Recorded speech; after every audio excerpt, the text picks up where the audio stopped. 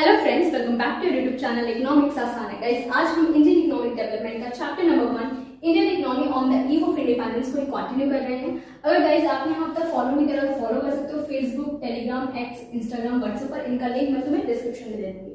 आज की क्लास में डिटेल में डिस्कस करेंगे फॉरेन ट्रेड हमारा कैसा था during the British rule. Britishers जब हमारे ऊपर रूल कर रहे थे तो हमारा फॉरेन ट्रेड कैसा था, किस तरीके से वो भी हमारा स्टैग्नेंट होता चला गया था, कुछ भी ग्रोथ नहीं हुई थी। क्योंकि आधे से ज्यादा ट्रेड हमारा किसके साथ होता था? ब्रिटेन के साथ होता था। क्योंकि उन्होंने हमें क्या बना दिया था? फर्स्ट पॉइंट हमारा यही आता है, exporter of primary product and importer of finish good. यही तो क्या था? मोटिव था ब्रिटिश गवर्नमेंट का कि हमें क्या बनाना है? फीडर इकोनॉमी बनाना है। फीडर इकोनॉमी मतलब कि एक्सपोर्टर बनाना है किसका? रॉ मटेरियल का।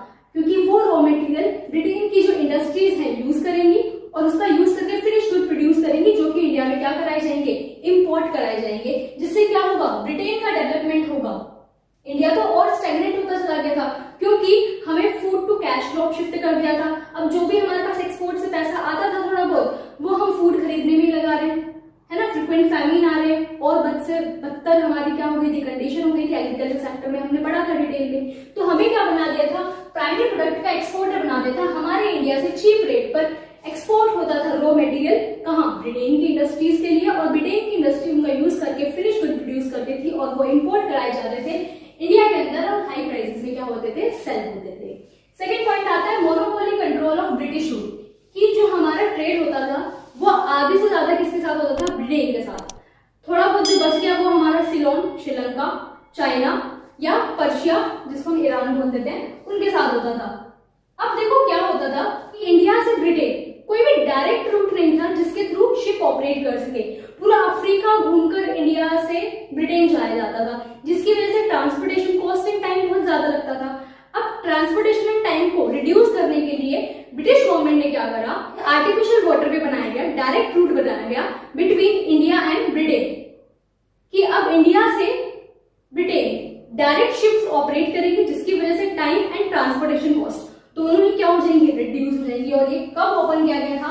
1869 में ओपन करा गया था सुएज कैनाल, एक आर्टिफिशियल वाटरवे जिसके थ्रू इंडिया टू ब्रिटेन क्या हो पा रहा था? शिप्स ऑपरेट हो पा रही थी, ट्रेड हो पा रहा था, एक्सपोर्ट एंड इंपोर्ट हो पा रहा था चीजों का, जिसकी वजह से क्या हुआ था? ट्रांसपोर्टेशन कॉस्ट एंड टाइम बहुत कम हो गया था। क्योंकि सुएज कैनाल से पहले इंडिया से पूरा अफ्रीका घूमकर ब्रिटेन जाया जाता था, तो कॉस्ट एंड टाइम बहुत ज्यादा लगता था।